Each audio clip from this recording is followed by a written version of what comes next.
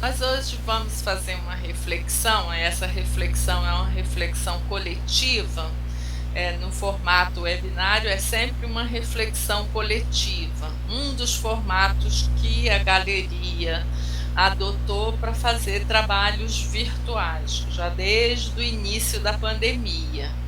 E o nosso webinário, a gente deu esse webinário, é sobre arte-terapia. Então, nós demos o título Caminhos e Potencialidades Simbólicas, usando, inclusive, a bela imagem do Isaac Liberato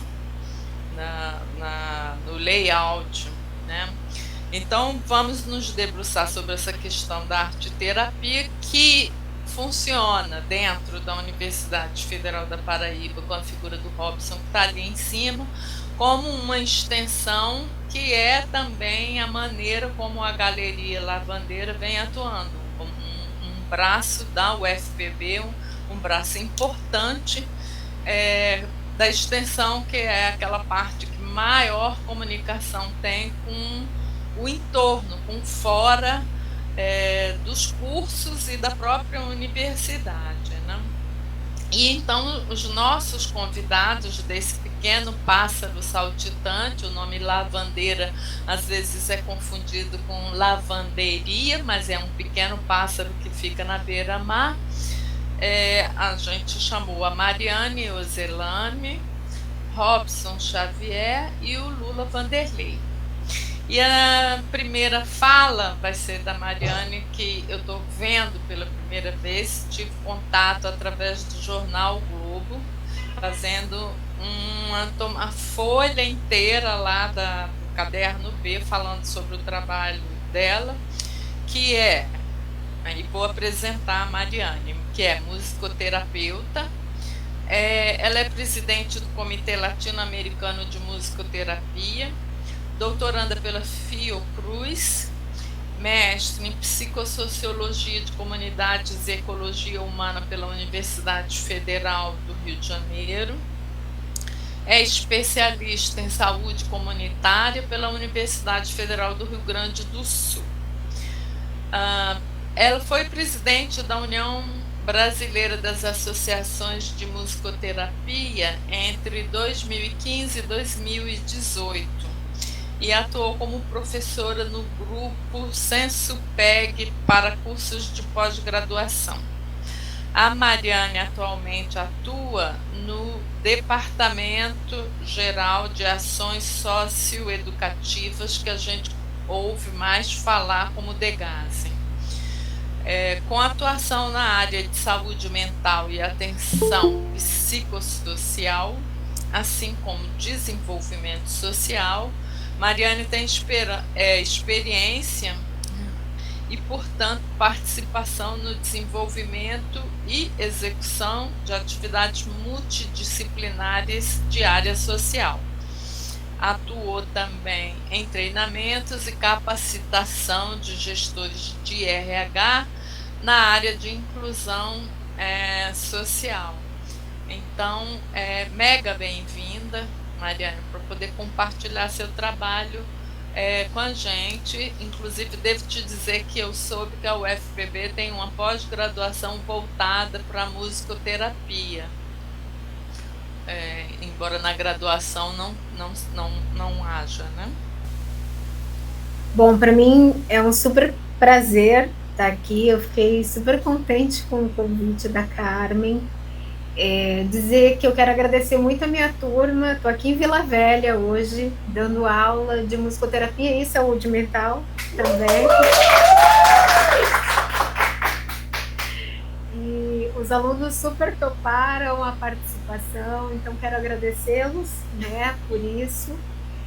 E quero agradecer também aos meus parceiros de mesa, né, especialmente ao Lula, porque o Lula, para mim, foi uma grande inspiração enquanto eu trabalhava no Instituto Nise da Silveira. Então,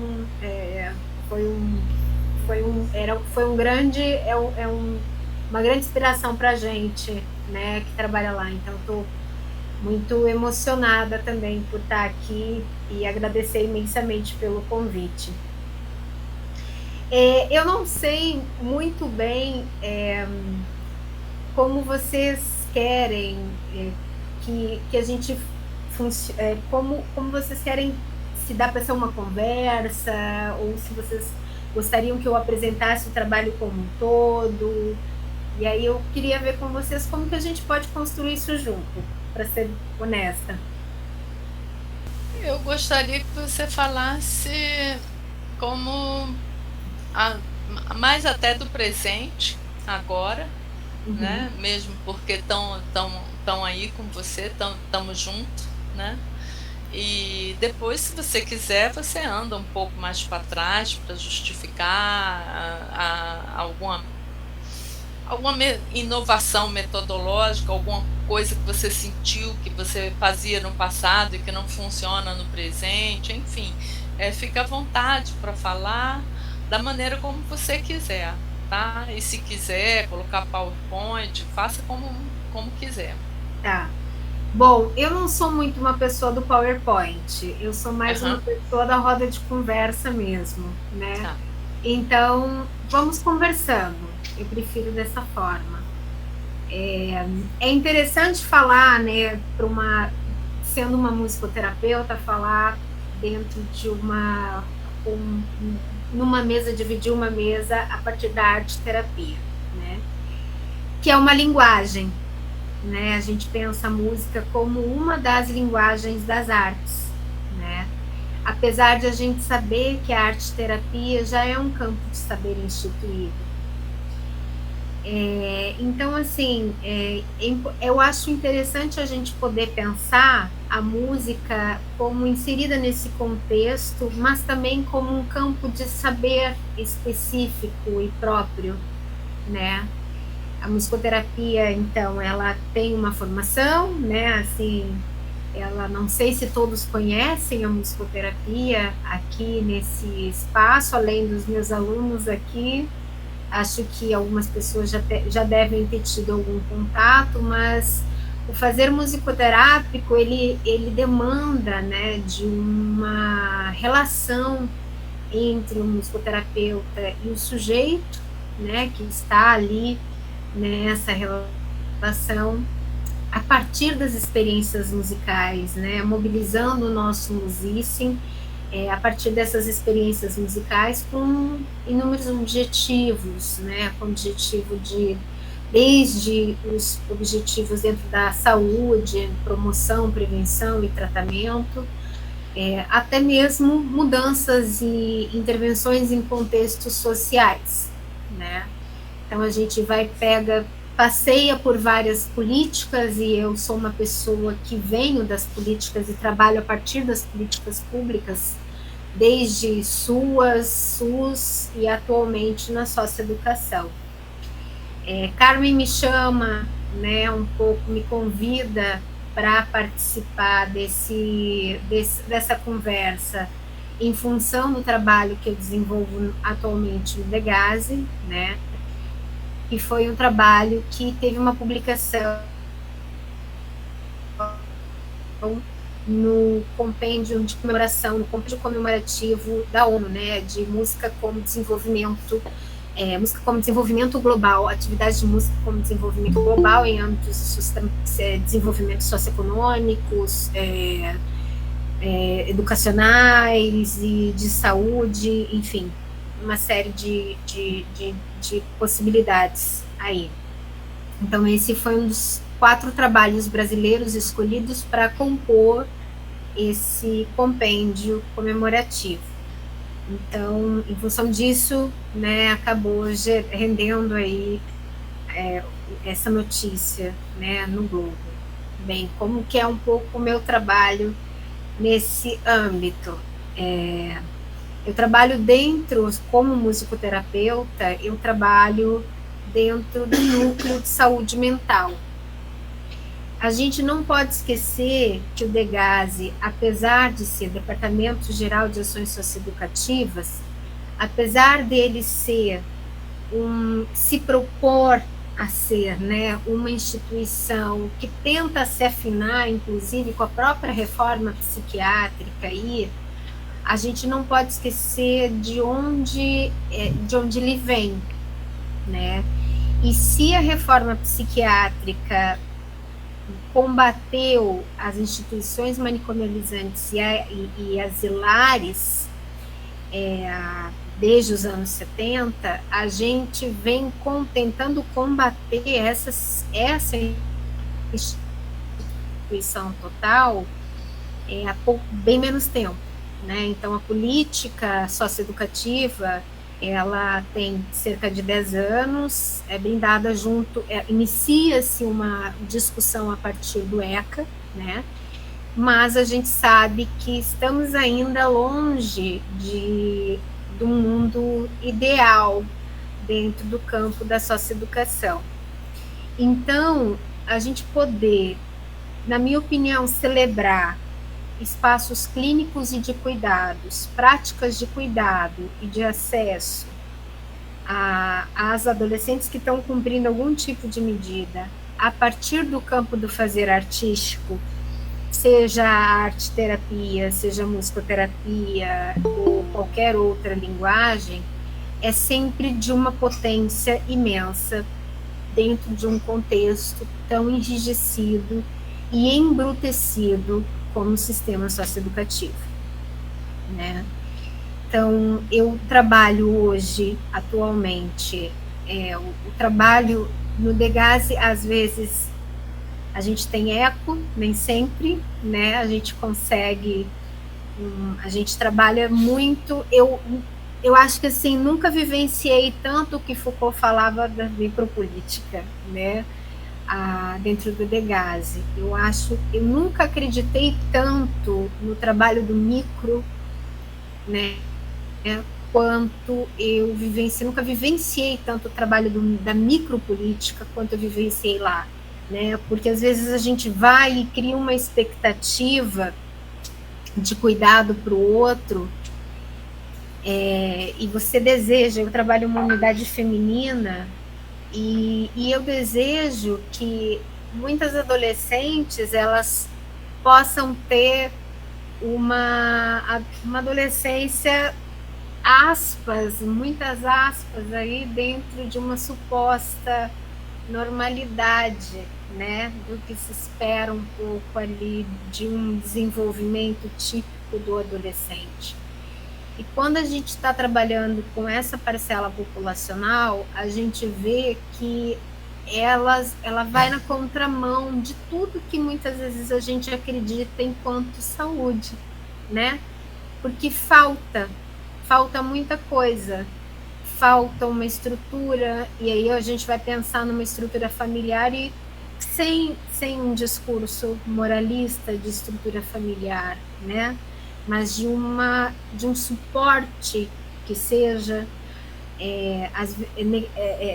da ordem da negligência. A gente está falando de uma falta de Estado completa, né? A gente não tem suporte suficiente para que essas adolescentes e esses jovens possam estar no mercado de trabalho formal, né? A gente sabe que esses jovens, quando eles estão fora de alguns contextos, eles são jovens invisíveis. Então, os contextos nos quais eles estão inseridos dão lugar para eles, dão lugares subjetivos, dão lugares de poder, dão lugares de sujeito, né? Aquela coisa de eu ser alguém, que eu também coloco muito em questão, o ser alguém, eles podem ser, coisa que aqui fora, no que eles denominam de pista, na pista, eles não podem, eles são invisíveis, porque a gente vive com estruturas sociais muito arraigadas, classistas, racistas e patriarcais, que não permitem, muitas vezes, que esses sujeitos consigam atender a uma certa expectativa social, né, do que se espera de uma adolescência saudável. Então, dentro desse contexto, Foucault me ensina muito, né? Porque toda vez que eu penso que eu estou nadando contra uma corrente, que eu estou cansada, eu penso no que de micro está acontecendo para aquele sujeito, ou para aquele adolescente, ou para aquela adolescente, né? Então, a minha expectativa, mudou bastante, né? A própria atenção psicossocial já começa a fazer isso com a gente, mas principalmente no Degazi, em que a gente vive um outro tipo de radicalidade da miséria humana, né? Um outro tipo de vivência com a própria vida, de experiência do viver, né? Eu nunca tive tão próximo do que Foucault falava, do que a gente pode fazer no mínimo, né? E eu gosto muito quando ali no final, né, na biopolítica, ele traz para a gente assim uma luz no fim do túnel, que é aquela rota de fuga, aquela linha de fuga, né? Tem ainda uma linha de fuga ali, da qual a gente pode se agarrar e que alguma coisa pode ser possível. Nem tudo que eu desejo é possível, né? Mas eu tenho certeza que o que é possível para elas é o mais importante, é o que elas vão poder conseguir desenvolver. Então, assim, a musicoterapia, ela tem um lugar bem importante, assim, ali, né, dentro do nosso contexto, porque a gente lida também com uma população muito frágil. Veja, é uma população muito endurecida pela vida, né? São jovens já muito endurecidos pela vida e com uma vivência adulta já com 13, 14 anos, meninas, né, meninas, mulheres, assim as chamo, né, meninas, mulheres, porque estão sempre nessa dualidade, um pé na infância e um pé na vida adulta, ao mesmo tempo em que elas são primeiras filhas, né, ou que elas têm postos importantes, ou que cometeram atos hediondos, elas às vezes chupam dedos, né? Então, assim, você precisa estar o tempo todo lidando com essa dualidade dessa adolescente, né? E que eu acho que é uma das coisas mais difíceis, né? Assim, porque ora elas se apresentam de uma forma, ora se apresentam de outra.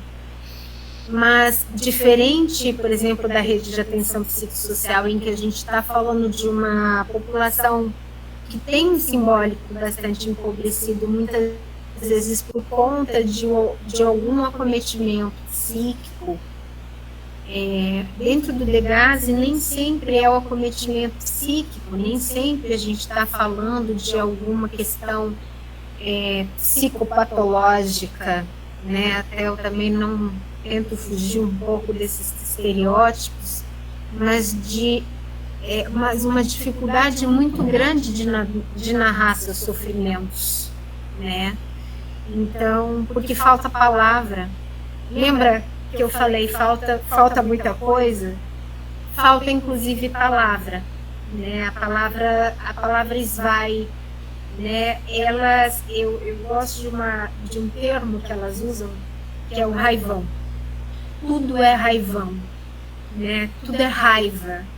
E se eu estivesse no lugar delas também, talvez eu sentisse muita raiva mesmo. Mas tudo é raivão, né?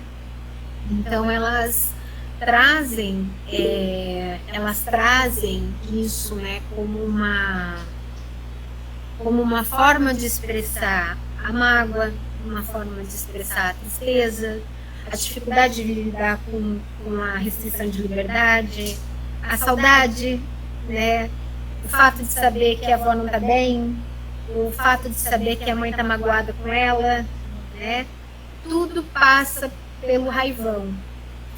E às vezes a palavra mesmo, ela não vai ter lugar, né? Não vai passar por aí a elaboração subjetiva, né? Às vezes vai passar por uma forma de canção, né? Por uma forma de tocar, pelo fazer musical.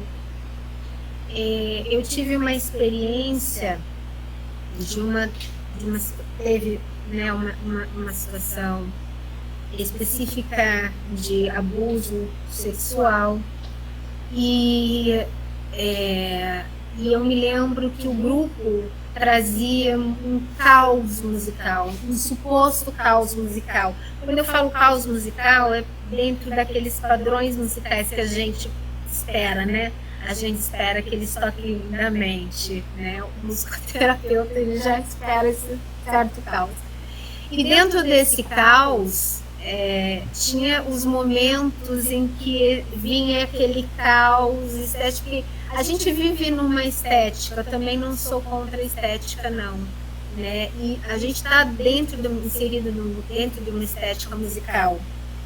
Tanto a gente quanto os usuários, né? Quanto qualquer um de nós estamos em sociedade. Então, elas também buscam uma certa estética musical, né? Então, elas trazem, quando foge dessa estética, elas acabam trazendo, não, estava muito bagunçado, não estava bom, né? Assim, isso a partir delas, não estava bom, né? E numa dessas, em alguns momentos em que elas estavam lidando com essa situação, né, de assédio e de abusos, enfim, numa sessão individual que eu tive com uma das adolescentes, ela fala para mim assim, ela defende o abusador, né? Ela, no discurso, ela defende o abusador. E ela fala, não, mas essas meninas também que se oferecem, né? Uma distância muito grande do que aconteceu. E quando começamos a falar do fazer musical, ela fala, o grupo de musicoterapia era muito bom, é muito bom, porque quando ele tá legal, quando a gente toca bem, eu me lembro da minha mãe. Mas quando é um caos, é ruim. E aí eu perguntei, mas como assim? O que é tocar bem? Como é que é isso, né? É quando a gente está em harmonia, quando cada um toca direitinho, né? Assim, dentro do... conseguem se acompanhar, conseguem se ouvir, conseguem tocar mais ou menos ali de uma forma em que elas estão conseguindo se ouvir, participar como sujeito ali, né? Cada um contribuir da sua forma dentro do grupo, né? Dentro da experiência. Aí ela fala, nesse momento eu lembro da minha mãe. A minha mãe é baterista. Minha mãe foi baterista da igreja por muitos anos, então eu me criei nesse meio. E então eu me lembro muito dela, com muito carinho, e conta a história. E aí eu pergunto, e no caos? Como você menciona o caos? O que era o caos? Quando a gente tocava desorganizado, tocava alto, a gente gritava, a gente ficava estourando instrumento, ninguém se ouvia, não dava nem para saber o que estava sendo tocado. Eu é mesmo. E a que te remetia esse momento? Me lembrava uma situação abusiva que eu tive com a minha primeira namorada. Então, era muito interessante, né, o que vinha na ordem do discurso consciente, né, do tipo, não teve nenhuma situação de abuso. Foi tudo culpa das adolescentes, tudo culpa das meninas. E, no entanto, quando vem no fazer musical, vem de outra ordem. Aí vem, de fato, a vivência, né? Aí vem, de fato, o que... as entranhas, né? Aí aparecem as entranhas. Né? Então, eu percebo, assim, o quanto que... a musicoterapia, nesse caso fazer musical, tem a oferecer para esses sujeitos, porque de uma forma muito mais delicada, né, e menos invasiva. Não que a musicoterapia não seja invasiva, ela pode ser muito invasiva, né, mas de uma forma sem você precisar pegar e esfregar coisas na cara da pessoa. Às vezes que a gente vai para terapia, esfregam tantas coisas na nossa cara. E de uma forma mais leve, elas podem ir acessando conteúdos, né? Sem que isso rompa tanto, né? Já com uma situação, já com uma realidade já muito embrutecida. Então, a gente não precisa trazer mais embrutecimento, né? Então, acredito que a musicoterapia, nesse contexto, ela pode trazer mais leveza, né, para esse sujeito, né, para esse adolescente, assim, poder ter outras experiências de ressignificação ou transformação, e aí vai depender, obviamente, que não só da musicoterapia, mas de tantas outras coisas, né?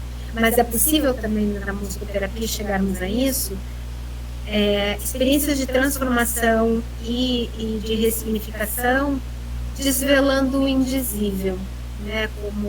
Como fala a minha querida Clara Piezeta, né? Desvelando o indizível, né? Que nem necessariamente vai precisar ser dito. Eu acho que é um pouco o que nos traz aqui, de uma forma geral, né?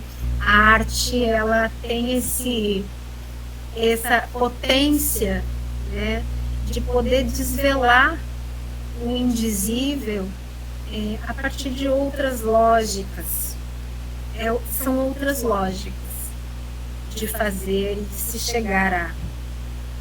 Enfim, não sei quanto tempo eu tenho, eu sou uma pessoa que posso falar 50 minutos a fio, então não sei quanto tempo eu tenho. Carmen, me ajuda.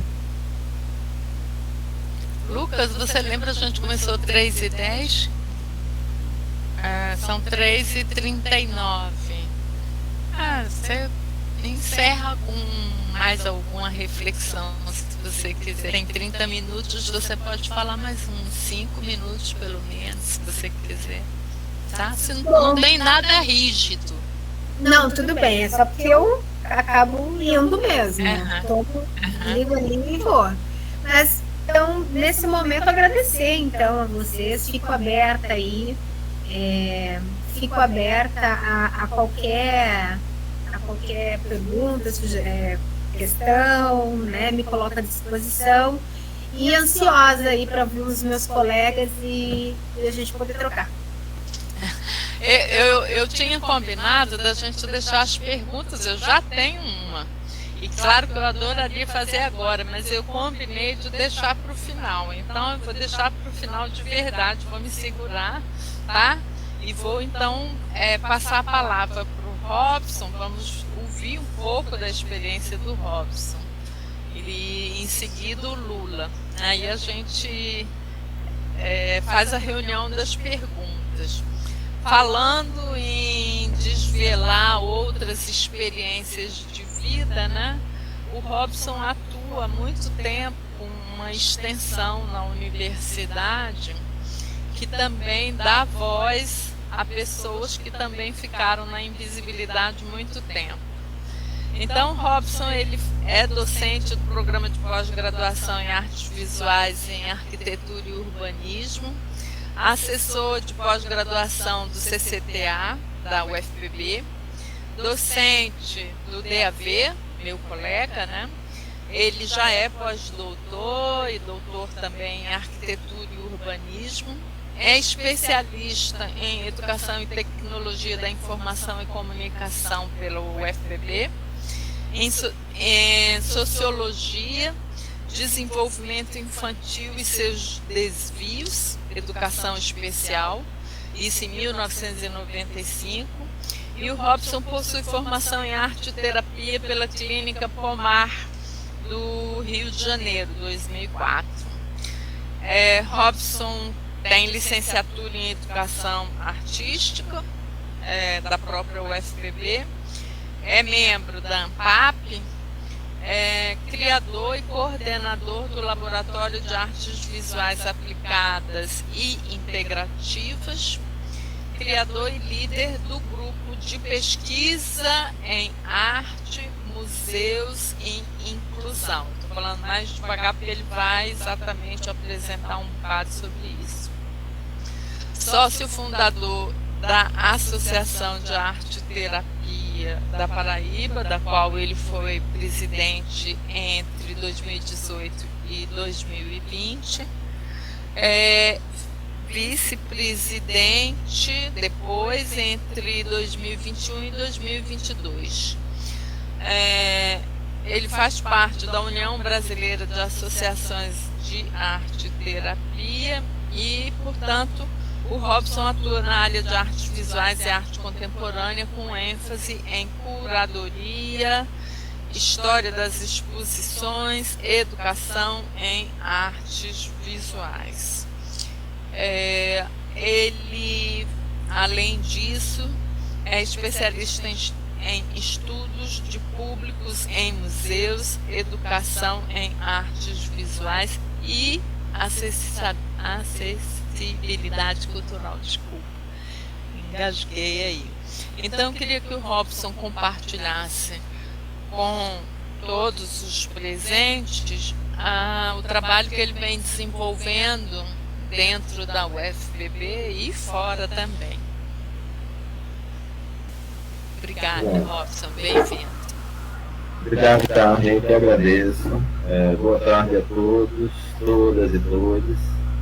É um prazer estar aqui, né, no webinário da Galeria Lavandeira, para falar de um tema que eu acho que é bem caro para mim, né, pela formação, pela experiência, pela ação, pelo fato principal, né, o fato pessoal de acreditar no processo, né, no processo terapêutico. Então, essa talvez seja a maior motivação de todos. Né.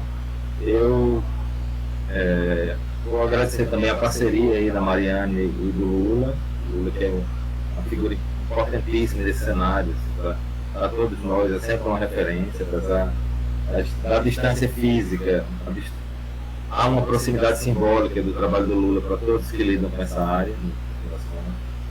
Então é um prazer estar aqui e ouvi-lo falar, e ouvir a Mariane falar dentro desse contexto. Eu quero primeiro falar da minha motivação para trazer a perspectiva, né, social da arte no contexto da universidade. E é mais nesse sentido minha fala hoje, né, muito mais do que em relação às perspectivas da arte-terapia em si, mas pensando nesse recorte, né, a arte-terapia no Brasil é uma área ainda muito recente, se pensar nisso, em termos de formação, né, e de atuação. Ela hoje, né, ela se dá numa estrutura em que os profissionais se capacitam a partir da pós-graduação lato sensu, né, ou dos cursos de formação, que são cursos fora das universidades e da estrutura formal, no fim das contas, mas que são regidos pelas regras estabelecidas pela União Brasileira de Associações de Arte-Terapia, a UBAT. Que é justamente o órgão máximo de organização dos profissionais do Brasil. Nós temos 13 associações estaduais vinculadas a essa União Brasileira, onde discutimos todo o pensamento da proposta da terapia do Brasil e seus encaminhamentos para criar a estrutura mínima possível dentro da diversidade brasileira, né, que é imensa, continental, mas para tentar mapear esse processo e auxiliar nos processos de formação do Brasil inteiro. A arte-terapia, como premissa, parte da ideia, primeiro, que a arte é inata, tem uma capacidade humana inata, né? Todo ser humano, em qualquer lugar, em qualquer cultura, é capaz de produzir, de vivenciar, de usufruir da arte. Então a arte está aí à mão, ela na verdade é um processo que nos torna cada vez mais humanos, que deveria nos tornar cada vez mais humanos, essa relação. E, portanto, ela está vinculada à perspectiva simbólica humana, né, que é a capacidade que temos de compreender as coisas para além da utilidade imediata, para além do cotidiano. Essa relação nos faz, ou deveria nos fazer, cada vez mais humano, porque cada vez mais conectado e preocupado com os outros sujeitos e também com aquilo que está em nosso entorno, ou seja, com a própria vida do planeta, com aquilo que está conectado conosco. quando, na verdade, né, o que temos, e a gente está vivendo isso atualmente, né, com essa guerra na Europa, e que impacta, inclusive, nossa vida cotidiana aqui, no Brasil e nas Américas, né, e vivemos muitas vezes isso, né, processos de colonização intensos, processos de falta de cuidado, de falta de humanidade, que levou àquilo que nós somos hoje. Nós somos frutos, né, dessa estrutura desumana, criada pelos seres humanos, que marca a história e a trajetória de milhares de pessoas no mundo. Pessoas que foram colocadas à margem, mas não só à margem social, mas à margem econômica, à margem do pensamento, à margem de todos os aspectos possíveis de humanização. E essas pessoas estão no nosso cotidiano cada vez mais presentes.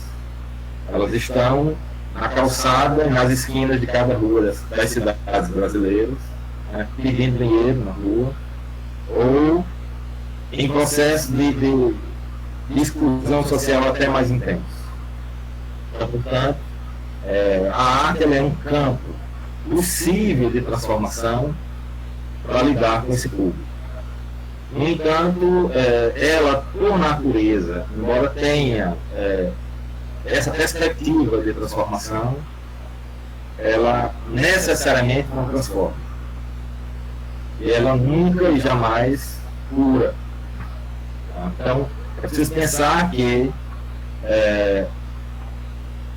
há muitos exemplos, eu posso citar alguns aqui, mas há diversos exemplos de artistas que, inclusive, usaram a arte como meio de sustentação e de sobrevivência, e no fim das contas não resistiram. A vivência com a arte não foi capaz de levá-los a uma sobrevivência maior. No entanto, ela nos faz pensar e refletir sobre nossa condição. E é esse o processo que precisa ser implantado e mediado dentro do campo da arte-terapia. E por isso você tem uma figura, que é a figura do arte-terapeuta, da arte-terapeuta. Essa figura que é o profissional que vai mediar essas ações a partir das imagens, e imagens, leia-se, imagens num recorte mais amplo possível, né? Ela vai envolver tanto as imagens visuais, né, como as imagens corporais, as imagens sonoras, todas as imagens possíveis e inimagináveis, né, que pudermos ter contato, ou produzir, ou consumir, ou tocar, né, elas são passíveis de trabalho no campo da arte-terapia. E elas são capazes de nos fazer compreender questões que muitas vezes faltam em processos terapêuticos da oralidade, em processos terapêuticos que investem na expressividade da oralidade. Então, portanto, é possível tocar questões de pessoas que são, inclusive, que não têm oralidade, por exemplo, que não têm a faculdade da oralidade, e fazê-las se expressar nesse processo. Então, a grande questão posta é como eu me expresso, através de que meio eu me expresso, e como eu consigo dialogar com esse meio, com essas imagens, o que essas imagens falam para mim. E aí nessa perspectiva, né, nós temos, inclusive no Brasil, né, diversos teóricos, diversos autores dentro do campo da terapia, autores e autores, muito mais autoras do que autores hoje, né, que lidam e escrevem no campo da terapia a partir de suas experiências, o que eu acho incrível. Né. Eu venho de uma formação específica, que é a formação de base junguiana, com base na psicologia analítica, e há várias outras vertentes, obviamente, dentro do campo da terapia, todas elas válidas e possíveis de serem trabalhadas. E ao pensar isso, ao pensar essa minha formação, estando na academia, mas num curso de artes visuais, então eu pensei em como eu poderia desenvolver um projeto, desde o início, desde a minha entrada na universidade, que pudesse contemplar essas questões do cômputo social do universo da arte. E o primeiro projeto que pensamos foi um projeto aplicado na pediatria do Hospital Universitário da UFPB em 2004. Esse foi o primeiro projeto que eu desenvolvi já na UFPB em 2004, onde fazíamos uma série de atividades com as crianças internas no hospital, e essas atividades com a arte e as crianças internas no hospital, lidando também por contingência com as mães e os pais daqueles que estavam internados ali naquele contexto. Esse projeto durou algum tempo, depois mudamos e fomos trabalhar na Casa da Criança com Câncer. Fizemos um projeto na Casa da Criança com Câncer, aqui de uma pessoa, que é uma casa no centro da cidade. Nessa casa, ao trabalhar com as crianças, percebemos também a necessidade fundamental de lidar com os cuidadores, e aí desenvolvemos um projeto com os cuidadores, as mães, os pais e os servidores da instituição que estavam lá trabalhando. Ele durou um tempo também, até que eu tive que me afastar da universidade por causa do doutorado, e quando eu volto, em 2014, eu criei então um projeto chamado Artes Visuais e Inclusão, que é esse que eu vou falar um pouco mais para vocês, e que está presente até hoje. O projeto então, ele consiste não numa prática de arte-terapia, mas de uma prática de arte e educação acessível, ou de acessibilidade cultural por meio da arte. Então, muito mais nesse aspecto. Eu vou compartilhar algumas imagens, né, e vou falando para vocês a partir dessas imagens. Só um minuto. Bom, então, em 2014 eu penso o projeto nasce vinculado ao ProLicem, ao projeto ProLicem, que é o apoio da licenciatura, e ao projeto...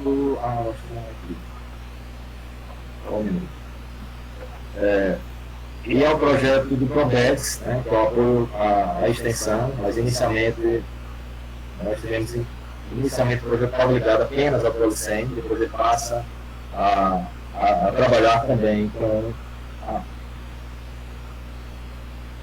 deixa eu só fixar a imagem. Bom, aqui eu vou mostrar algumas imagens, depois eu falo um pouco do projeto. O projeto nasce com a perspectiva de levar a arte para grupos específicos, né, de pessoas com deficiências e idosos. Então essa foi sempre a premissa principal do projeto. E a ênfase do projeto sempre foi artes visuais, em função também da minha ação e prática e da perspectiva do próprio departamento ao qual eu estou ligado na universidade. Então, a primeira ação nasceu vinculada ao Instituto de Cérebro da Paraíba.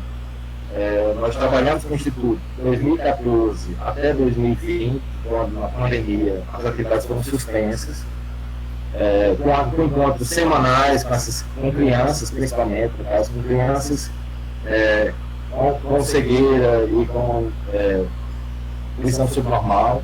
E essas crianças, então, desenvolveram uma série de ações numa perspectiva vinculada ao Instituto, que é uma perspectiva de reabilitação, de preparação, inclusive, para o campo educacional. Então, essa é uma das imagens desse conjunto. Essas fotos, é possível identificar os participantes em função também de autorização para essa publicação. Aqui você tem uma outra...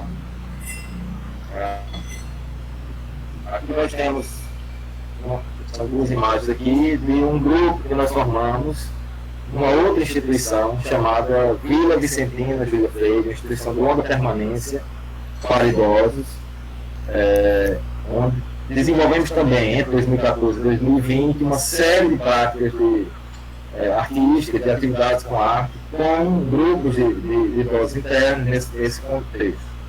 Essa é uma das idosas que infelizmente faleceu em 2020.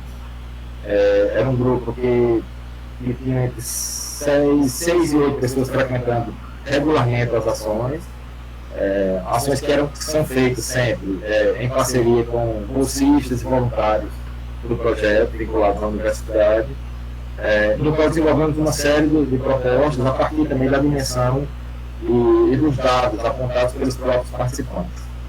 A Aqui são desenhos que vão, em alguns casos, virar bordado, coisas que valem, então, mas também é o registro do próprio desenho que interessa nesse processo. Esse grupo também parou em 2020 em função da pandemia e perdemos 6 pessoas do grupo falecidas com a Covid-19 naquela época. Então, são imagens dessa senhora desenhando. Aqui é um outro processo, também vinculado ao grupo, onde produzimos uma série de maquetes estáveis com referências a obras de arte, iniciando com obras da Pinacoteca da Universidade, da UFPB, e depois fizemos algumas maquetes a partir de fotografias de uma exposição que acontecia na cidade, nós fizemos assim, maquetes experimentando uma série de materiais possíveis de reuso ou de baixo custo para a produção da ideia da acessibilidade cultural tátil nesse contexto. São os alunos produzindo esse material, e aqui é um teste de uma das maquetes táteis no Instituto dos Cegos da Paraíba. Né? E aí um dos testes que nós fizemos para a utilização dessas maquetes. Aqui é uma das exposições que realizamos, né? Na verdade, assim, a cada ano, ao final de cada ano, do projeto, e eu lembro mais uma vez, o projeto não é um projeto de arte-terapia, é um projeto de cunho social que utiliza a arte para o trabalho, é muito mais um processo de arte, educação e acessibilidade. E aí nós temos uma série de trabalhos produzidos aqui pelas crianças crianças e jovens com síndrome de Down, da Associação Amidal Paraíba. Então, nós trabalhamos com esse grupo desde 2014 também. Esses encontros são realizados, a turma tem em média entre 11 e 15 participantes, realmente, e com reuniões quinzenais.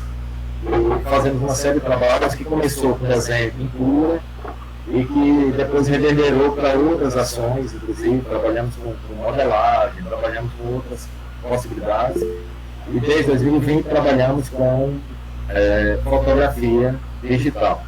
Eu vou mostrar um pouco mais à frente. Essas imagens foram viradas em objetos, camisetas, coisas que foram, na verdade, comercializadas pela Associação das Mães e Pais dessas crianças. São produtos que foram feitos a partir dele, feitos por iniciativa das próprias mães que tomaram a frente desse processo. Aqui nós temos um outro projeto, que é o Artdó, onde discutimos temas relacionados à inclusão e acessibilidade, mas a partir da arte. E esse foi um dos primeiros Artdós que foi criado pelo grupo com síndrome de Down, que produziram as imagens, depois fixaram essas imagens na parede, um espaço voltado para a rua específica, de frente ao campus da Universidade Federal da Paraíba. Essa é uma série também produzida pelos meninos do grupo da Amidal, né, meninos e meninas, e que tem uma experimentação de materiais, uma experimentação, na verdade, muito intensa, né, e que eles mergulham profundamente nesse processo e que gerou também depois uma exposição. Então, são trabalhos feitos e experimentos feitos por eles e elas nesse contexto. E são trabalhos em vários suportes diferentes, com materiais diferentes e tal. E nós vamos ter uma ideia um pouco desse universo. Aqui vocês têm também um outro grupo que nós criamos, na verdade, né? Começaram 3 pessoas, mas ao fim ficou apenas um participante, né? Que é o Rodrigo, esse que está aí. Rodrigo é uma pessoa com deficiência adquirida e ele desenvolve um trabalho como artista visual, e aí nós acompanhamos esse desenvolvimento desse trabalho ao longo do tempo que ele estava conosco. Também, por conta da pandemia, ele ficou meio impedido de participar de algumas atividades. Essa é a Milena, uma das participantes com síndrome de Down, e aí são os trabalhos dela ao fundo, e é uma das exposições desse processo, com os participantes e tal. E fizemos em 2020 uma migração desse sistema que seria presencial, né, para o universo virtual em função da pandemia. E aí aqui são alguns resultados desses experimentos com fotografia digital, que é uma parceria, no fim das contas, né, entre as mães e as crianças, e todos participaram desse processo de formação entre 2020 e 2021, e que desenvolvemos então uma série de experimentos fotográficos com esses grupos, incluindo foto performance, como é o caso dessa aqui, que é uma sequência de várias fotos que podem ver depois no nosso Instagram, né? A discussão está disponível no Instagram gratuito, ok? Bom, eu vou parar aqui com a apresentação para falar um pouco mais desse processo, né? O trabalho então desenvolvido dentro dos vários GTs do projeto, o projeto então conta com diversos GTs, e a partir de 2020 teve uma certa redução em função da não possibilidade de participação online de alguns desses grupos. E aí nós ficamos em 2020 trabalhando como grupo com síndrome de Down, online, fazendo uma oficina de fotografia digital com celular. Em 2021 nós tivemos a grata surpresa e o convite de um grupo de pessoas idosas, de mulheres idosas, ligadas ao UNIETS, que é um grupo de extensão e pesquisa sobre a terceira idade da UFPB. Nós fizemos então uma oficina de fotografia digital com esse grupo de pessoas idosas e ampliamos o projeto para acolher também um grupo de crianças com superdotação ligados à FUNAD, a Fundação do Governo do Estado da Paraíba, de apoio à pessoa com deficiência. Então, esses três grupos trabalharam com perspectivas próximas, né? Embora o grupo com altas habilidades investiu muito mais no processo de criação com materiais mais convencionais, que eram crianças muito, muito pequenas, né? E trabalharam então muito mais com tintas, com materiais e tal, enquanto o grupo Fundal e o grupo de idosos trabalharam maravilhosamente com fotografia digital com celular. Com todos os percalços que isso implica, né? Entendendo que a maioria das pessoas teve que se reinventar durante a pandemia para aprender a fazer, aprender a usar o próprio suporte digital, aprender a usar a própria máquina do celular, porque a maioria não sabia o mínimo, né? E tudo isso foi incorporado para virar um processo expressivo muito interessante, que pode ser visto no nosso Instagram, o Instagram das exposições do projeto, né? Nós temos um Instagram do projeto em si, nós temos um Instagram das exposições. As duas últimas exposições foram de fotografias com o celular que está aqui. Nesse aspecto, que a gente percebe é que há uma mudança considerável, uma mudança comportamental considerável entre esses participantes, principalmente aqueles de longa duração, né? E ao chegar no projeto tinham autonomia mínima em relação a tudo que você imaginar ao processo, né? Alguns não tinham sequer oralidade nenhuma, passaram a ter ao longo do tempo. Alguns não conseguiam, ou esperavam, pelo menos, que tudo fosse entregue a eles de mão beijada, mão dada, né? E sequer levantavam para lavar um pincel, para trocar a água do pote, para rever, para até virar o lado da tela, do papel, né? E com o tempo, um processo árduo e difícil, mas muito dedicado, meu e de todos os voluntários e bolsistas do projeto, nós conseguimos perceber uma diferença considerável nesses grupos, né? E alguns deles, inclusive, que tinham um comportamento extremamente agressivo e difícil com os próprios colegas, com o tempo, eu saí da sua mesa, por exemplo, para auxiliar o colega que não estava conseguindo virar o plano da tela ou trabalhar em determinada posição. Então, enquanto no início, né, o comportamento era exatamente o oposto. Então, esses processos mudaram a relação dessas pessoas entre si, né, e mudaram a relação das pessoas com os seus parentes e com os seus cuidadores e cuidadoras, e mudaram a relação conosco. Então, acho que o que fica dessa experiência toda, que é permanente, ela continua, né, em 2022, né, nós continuamos com o projeto, e ele não deve terminar enquanto eu acho que ele estiver aqui atuando na universidade. Espero que ele não termine nem tão cedo, né. Nós também mudamos com esse contrato, profundamente. Nós aprendemos muito com essas pessoas, a rever nossas próprias limitações, e que muitas vezes dentro do processo eu percebo que a deficiência é nossa, porque nós olhamos de forma preconceituosa muitas vezes, nós olhamos de forma a minimizar as potencialidades dos sujeitos ali presentes. Então, eu sempre procuro pensar que, né, não existe impossibilidades. O que existe, na verdade, é falta de tentativa e de acreditar no potencial dos outros sujeitos. Então, nós temos aqui que acreditar, temos aqui que usar o recurso da arte de forma coerente e apropriada, e temos que fazer com que isso reverbere no campo acadêmico, né, inclusive para mudar essa perspectiva, né, aquilo que a Carmen estava falando. Por que não temos graduação aqui na UFPB em musicoterapia? Por que não temos graduação no Brasil em arteterapia? Né? Por que não?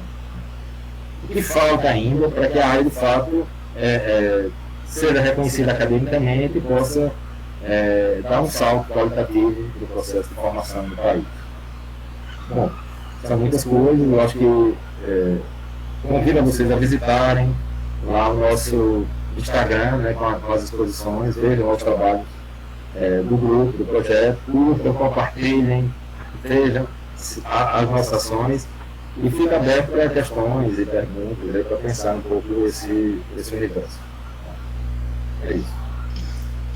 Obrigada, Robson. Sua fala, aliás, até acabou iluminando algumas reflexões minhas quando, da minha breve experiência no Museu de Imagens do Inconsciente, que eu e o Lula às vezes nos encontrávamos no trem, breve, mas devo dizer que eu trabalhava como antropóloga, né, no Museu do Índio. Foi exatamente a partir de um curso sobre o trabalho da Anísia da Silveira que me fez mudar o meu rumo profissional total e definitivamente, com várias consequências, inclusive a nível pessoal, assim, porque,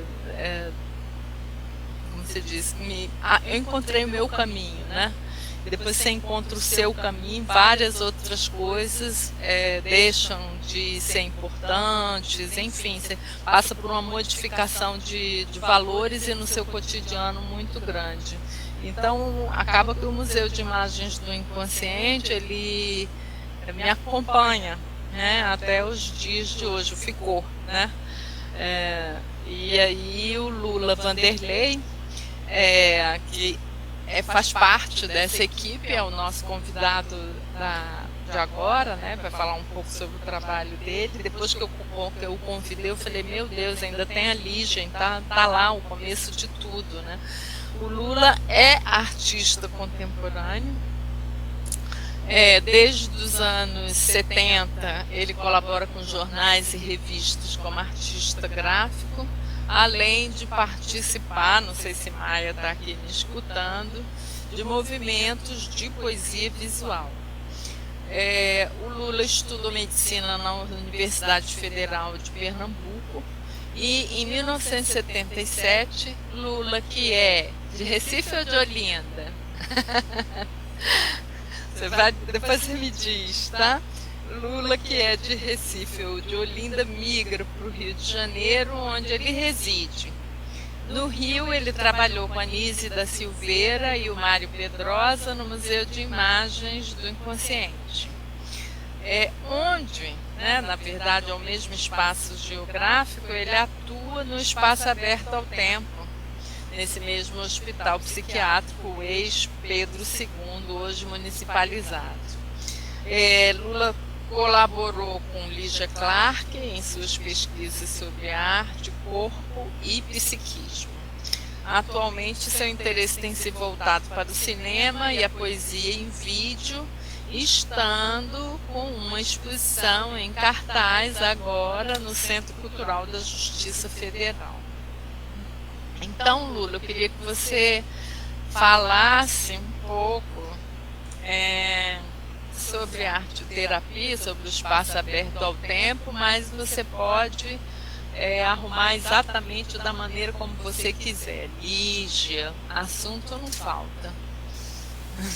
Olha, vou tentar conversar com vocês. Eu escrevia muito mal e falava bem. Agora eu escrevo bem e falo mal. Inverteu essas coisas. Então a gente tem paciência da minha expressão. Mas veja, quando o Carmen me chamou para falar com vocês, eu pensei assim, eu tinha recebido um convite da Bienal de São Paulo para participar do livro 70 anos da Bienal. E o tema que escolheram para eu escrever era esse fio que liga a arte à cura, ao tratamento, ao cuidado, ao sofrimento, né? E eu fiz uma reflexão assim, extensa sobre isso, histórica e tal, e escrevi o texto. E eu disse assim, eu vou falar isso para eles, né? Porque está na minha cabeça, eu não vou ter que preparar nada. Mas quando eu cheguei aqui, eu encontrei com Mariane, eu fiquei pensando assim, gente, eu acho que eu vou abandonar isso aqui. Quem quiser ter interesse nesse texto, eu posso mandar ele. O livro já foi lançado pela Bienal, quem quiser ler, ter esse interesse. E vou tentar falar um pouco, contar a história da minha ligação com a música, né? Com os musicoterapeutas, com a música em si, né? Que é muito grata em toda a minha vida, a ligação com a música. Então, eu vou contar uma história para vocês, uma história, né? Do lugarzinho, a facção, uma história, que a gente conta uma vertente dessa de ligação com a música. Eu criei uma instituição chamada Espaço Aberto ao Tempo, uma coisa muito complicada para falar aqui, né? E nessa Espaço Aberto ao Tempo, eu fiz diversas experiências com arte, né? Somente com a arte de Lígia Clark. Né? Eu estava um dia no Espaço Aberto ao Tempo, andando, e eu encontrei com um cliente nosso chamado Roberto, assim, muito pelas tabelas, muito arriado na parede, né? Eu disse, Roberto deve estar em crise, ou então está vivendo um sofrimento mais agudo. Eu aproximei do Roberto. Como você se aproxima de uma pessoa de sofrimento intenso? Eu imagino que eu tenho que me desvincular ou de qualquer teoria, ou de qualquer suporte, ou de qualquer ancorador, entendeu? Para estar diante dele, com minha sensibilidade, identificar-me com o sofrimento dele, desidentificar nesse jogo de empatia, tentar criar alguma coisa para ele, do que ele manda para mim. É assim que eu me aproximei de Roberto. E ele me contou o seguinte, Lula, eu tenho estado muito angustiado porque me apareceram umas vozes, eu escuto, me mandando me matar. Eu disse, de que maneira, Roberto? Eu moro no 8º andar de um prédio. E quando eu chego no meu quarto, tem a janela, eu escuto aquelas vozes mandando eu pular na janela. O que fatalmente é a morte, né? E eu fiquei muito preocupado. Eles, como você se defende disso, o que é que você faz para defender disso? Eles não me preparam antes de entrar em casa. Eu sinto um degrau da escada. Ele vai pela escada para dar um tempo maior, 8 andares, fica sentado no degrau da escada, se preparando psicologicamente para entrar e enfrentar aquelas vozes que aconteciam muito próximo dele no dia. Normalmente você, na psiquiatria, na saúde mental, tudo, são casos drásticos, muito próximo da morte, você interna o sujeito para proteger. Eu não gosto de fazer isso, né? Eu prefiro me aproximar da pessoa e ver qual o limite dele. Se o limite for muito próximo, tem que agir mais drasticamente, mas sem uma tutela maior da internação, para ver de que forma ele lida criativamente com esse momento tão agudo. Eu disse a ele, tá bom, você fica ali se prepara, tudo. E de uma maneira geral assim da vida, o que é que você tem feito contra isso? Ele disse assim, eu tenho feito um exercício quando eu estou com essa angústia muito forte, escuto essas vozes. Eu disse, qual é o exercício, Roberto? Eu faço uma espiral de memória. O que danado é esse de espiral de memória? Espiral de memória é o seguinte, ele deitar-se, tocar no corpo dele e fazer a memória vir em grande velocidade para um ponto do passado. Como isso se faz, eu confesso que eu não tenho a menor noção de como é feito. Eu preciso estar em vivências particulares como a dele para fazer uma espiral de memória. Né? Mas, com certeza, ele está recordando-se na memória dele de um trabalho que eu fiz há 2 anos atrás e toquei com ele com os objetos sensoriais de Lígia num momento de angústia dessa. Quando ele toca a mão no corpo, ele está recordando-se desses objetos. Né? Eu tocava, ele agora incorporando na mão dele, né? E tentando reviver o que fiz. Quando eu fiz esse trabalho com ele, eu toquei, a Lígia inventou uns objetos, assim, que eu vou falar para vocês também um dia inteiro, né? São objetos assim, talvez um dos pontos mais lindos da arte contemporânea brasileira, ou mundial, né? São objetos fluidos, são objetos incríveis, que nunca se definem, que se definem no espaço imaginário interior do corpo da pessoa, né? Que vai tocar a experiência que vai desde a este e a linguista, fora da linguagem, aquela identidade simbólica, né? Então eles são capazes de ser capturados por uma teoria, consequentemente ele retomou o mistério da arte, né? Que a gente estava esquecendo. Eu tinha tocado o corpo do Roberto para ver se dava significação a esses objetos do seu corpo. Assim ele recompunha o seu corpo, recompõe um pouco numa saída daquele quadro psicótico. Há 2 anos atrás, quando eu senti que ele não teve grande... Não foi intenso para ele, foi uma coisa passageira, muito solícita para ele. Mas agora, no momento de crise, ele recordava isso, incorporando algum nas mãos dele. Ele mesmo queria fazer o foco e fazer essa espiral de memória. Eu perguntei aonde chegou com essa espiral de memória. Ele disse que foi horrível, porque foi uma experiência que ele um dia fazendo, ele teve uma alucinação de um macaco desdentado com a boca sanguinolenta, que foi uma imagem tão forte, né? Ele fez mal, fez ele abandonar aquele natural de memória. E isso eu já estou assim próximo dele, né? Já estou assim, muito próximo dele, vindo dele, já temos uma ligação que possivelmente há muitas nuances que a gente não conhece, né? Há muitas facetas que a gente não traz à tona assim, com facilidade. Ele me disse assim, Lula, eu agora passei a estudar matemática. Ele está estudando matemática. Ele disse, eu passei a estudar a dízima periódica. E como é que se estuda a dízima periódica? Ele fez diversos exemplos de dízima periódica. E é muito mais complexo do que aquela dízima que a gente fazia no colégio, que deixava conta, porque tem dízima que o número é muito grande, se repete muito grande, tem períodos caóticos, tem toda uma matemática da dízima periódica que ele resolveu estudar a dízima periódica. Eu pensei assim, Roberto está no tema da espiral. Né? Porque a dízima periódica é uma espiral ao infinito, porque ela vai em busca do zero que nunca chega, o zero que nunca chega, repetindo uma divisão infinitamente. Se ele está na espiral, ele está entrando naquela coisa da memória novamente, da final de memória por uma outra expressão. Né? E aí eu comecei a estudar Lisma com ele, eu queria saber o que era Lisma Carioca. Comecei a estudar Lisma Carioca, tal, juntos. E ele me disse, uma daquelas Lisma, ele disse, se eu pegar um resultado de uma, através de análise combinatória com o resultado de outra, fazer um gráfico, eu vou fazer um gráfico modular. Porque a Lisma se repete, a imagem que eu vou obter se repete.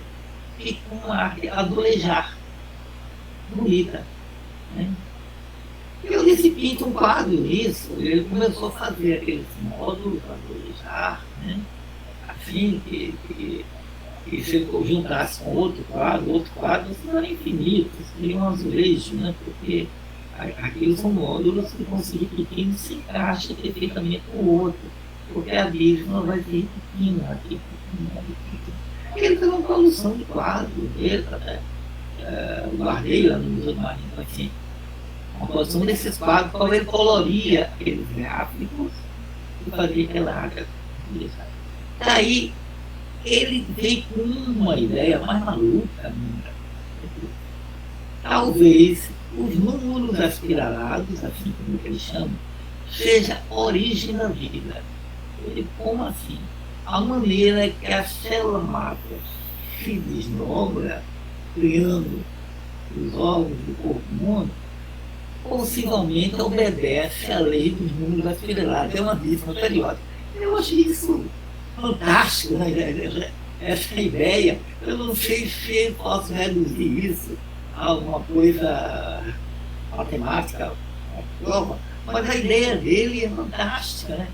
De retomar isso. E aí ele começou a achar que havia a Lisma do fígado, do intestino, do pulmão, do cérebro e tal.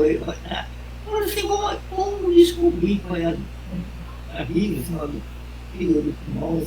Varia de uma pessoa para outra. Eu sempre achava ele, mas ele achou um método de ter acesso, não a Lisma, mas ter acesso a esse processo, simbolicamente, da multiplicação dos órgãos do corpo. Era o seguinte: se ele colocasse aquela nota que os afinadores usam lá, que é um número, né, naquela coisa, daquelas suas parabólicas, tábuas, né, na afinação do músico, ele poderia transformar uma Lisma periódica em música. Ele vai substituindo aquelas arranjos numéricos que se repetem com a música modal. Né? E essa era a ideia dele. Né? Assim como na pintura, ele podia substituir por notas musicais a partir de um número ao lado, que a luz tinha, ele colocaria aquilo ali e ele não era incapaz de fazer isso. Eu liguei a um músico, o Luiz Mariano conhece, o Leandro Freixo, liguei ao Leandro Freixo, e o Leandro disse: não, eu tenho um professor que lida com o negócio de computação e a gente pode, através do computador, chegar a um método de transformar Lisma periódica em música. E ele fez uma sequência disso. E sinfonias com aquela Lisma periódica que vai se repetindo. Né? Veja bem, quando ele senta na escada para não querer se matar, ele está num degrau. O solo do degrau não diz em que direção a pessoa está. Se a pessoa vai subir ou vai descer. Era neutro. Cada degrau é neutro. Ele fez uma inversão da direção da morte, do absoluto como morte, à vida, através das suas pesquisas. E a música foi a interligação entre a memória, né, e aquilo. E eu pensei, então, que ela pudesse ser a ligação com como presente e criei uma performance para ele. E a gente apresentou a música dele completamente no Teatro do Rio de Janeiro, Teatro da Oeste. Né? Com músicos profissionais, a gente apresentou essa performance. É aquela música. Agora a música ficaria com uma interligação entre ele e o outro. Né? Jamais entre ele e a memória. Ela segue esse percurso caminho. Né? A memória. E a gente apresentou o que aconteceu. Ele ressignificou um corpo vazio. Ao ele tentar retornar essa música dos órgãos, ele ressignifica um corpo vazio. Ele tentou, ou que ele tem a memória de ter feito na época que eu toquei o corpo dele com os objetos. Ele repetiu aquela experiência, mas ele incorporando agora a experiência como sua e retoma. Isso, consequentemente, eu não estou no campo de dizer assim, isso é como uma medicação, ajudou ele a sair disso. Não. Isso é uma construção, uma construção que é uma construção de si. Eu dei a ele, antigamente, um objeto não construído que ele construiu, e agora ele termina construindo.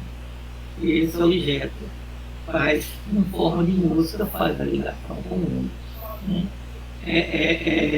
Essa é uma das histórias num livro que eu estou tentando escrever, minha ligação com a música. Diversas histórias em que houve essa ligação com a música. Né?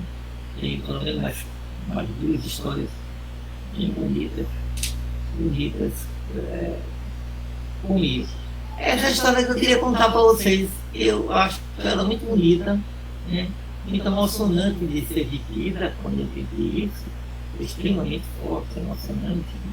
A gente, quando conta, com uma romantizada, mas naquela época eu estava com o maior medo que ele se matasse, eu vivesse uma culpa enorme.